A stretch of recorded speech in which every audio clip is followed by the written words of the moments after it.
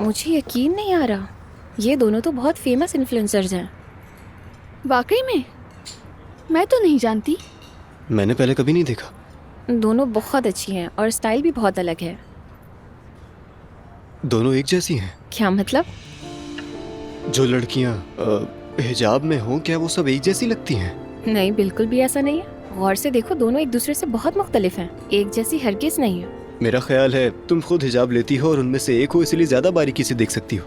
मैं तो बाहर वाले की नजर से बात कर रहा हूँ। मैंने दोबारा देखा तो दोनों एक जैसी हैं। तुम्हें तो ये बात नहीं करनी चाहिए। तुम्हारी अम्मी और पूरी फैमिली सभी हिजाब करते हैं। ठीक है, लेकिन मैं पापा के साथ रहता था और मैंने कई बार देखा कि मेरी अम्मी को सिर्फ हिजाब की वजह से अलग थलग किया गया। एक बार तो मैं स्कूल में था, मुझे अच्छी तरह याद है, मुझे सिर्फ इसलिए तंग किया जाता था क्योंकि मेरी अम्मी हिजाब लेती हैं। सच कह रहा हूँ। जब मैंने बाबा को बताया तो हमने स्कूल में शिकायत की। यार, ये तो सरासर नाइंसाफी है।